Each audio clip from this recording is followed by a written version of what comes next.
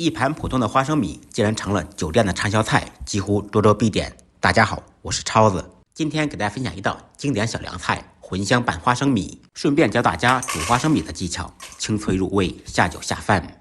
在煮花生米之前，要提前用清水浸泡4-5个小时，把花生米泡成可爱的白胖子。经过浸泡，花生米不仅干净，而且可以减少煮制的时间。泡好以后，把水倒掉。锅中做水，冷水下锅，放入花生米，放入少许姜片、葱段，2个八角，10几粒花椒，再加入盐，盐稍微多放一点，底味要足。开大火烧开锅，开锅以后转开中火煮5分钟。经过提前浸泡的花生米煮5分钟就熟了，这个时候吃起来口感是脆脆的。如果您牙口不好，想吃面一点的，可以增加煮制的时间。煮好以后放入冷水中浸凉，浸凉的花生米控干水分，倒入盆中。再准备几粒大蒜，用刀拍匀剁碎。不能吃辣的同学可以放2-3个小米辣，切成小圈锻炼一下。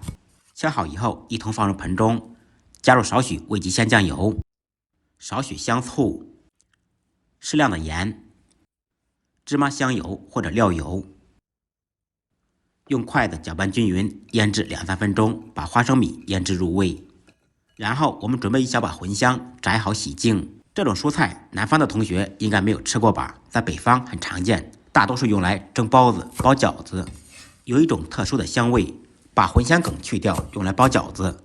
剩下的茴香叶切成小段，切好以后放入盆中，先放入少许芝麻香油或者料油，先用油拌一下，这样茴香就不会出水。搅拌均匀以后，把茴香倒入盆中。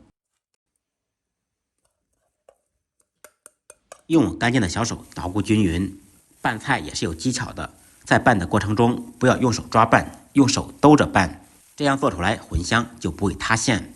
这道小凉菜建议您一定要尝试一下，清脆爽口，开胃解腻。饭桌上宁可没有肉，也要有这一道茴香拌豆。不好吃，您提着82年的拉菲来找我。喜欢本视频的，关注、点赞、转发、收藏，感谢您的支持。再忙再累，记得按时吃饭。下期视频见，拜拜。